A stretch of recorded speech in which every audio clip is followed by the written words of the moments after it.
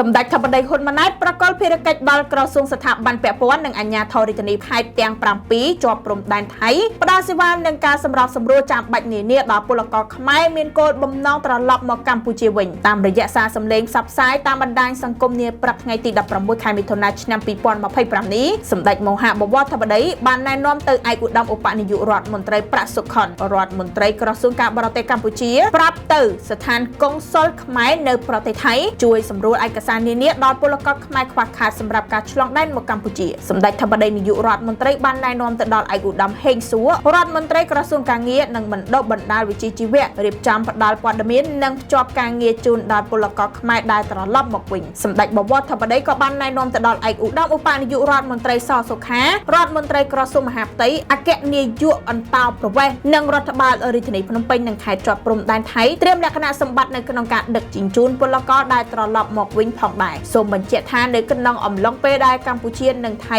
មានវិវាទព្រំដែនជាមួយគ្នានោះមានជនជ្រុលនិយមថៃមួយចំនួនបានគម្រាមដេញពលករខ្មែរត្រឡប់មកប្រទេសវិញហើយពលរដ្ឋថៃដែលមានភាពជ្រុលនិយមខ្លះក៏បានរើសអើងសម្រាប់ពលករខ្មែរផងដែរសម្ដេចនាយកហ៊ុនសែនប្រធានប្រតិសភាកម្ពុជានិងសម្ដេចមហាបវរធិបតីហ៊ុនម៉ាណែតនាយករដ្ឋមន្ត្រីកម្ពុជាបានប្រកាសស្វាគមន៍ពលករខ្មែរឲ្យត្រឡប់មកវិញបើពួកគេមានបំណងត្រឡប់មកវិញពលករខ្មែរជាចំណែកមួយយ៉ាងធំត្រង់ដល់ច្រវាក់ផលិតកម្មរបស់ថៃនៅក្នុងវិស័យឧស្សាហកម្មសំណង់កសិកម្មនិងសេវាកម្មផ្សេងៗការចាក់ចែងរបស់ពលករខ្មែរនឹងធ្វើឲ្យការផលិតរបស់ថៃជួបបញ្ហាកាលពីប៉ុន្មានឆ្នាំមុនរដ្ឋាភិបាលថៃធ្លាប់បានអនុវត្តវិធានការបណ្ដេញពលករខ្មែរចេញពីប្រទេសខ្លួនឯងផងដែរតែក្រោយពីឃើញបញ្ហាក៏សម្រាប់សម្រួលឲ្យពលករខ្មែរបានធ្វើការនៅក្នុងប្រទេសខ្លួនវិញ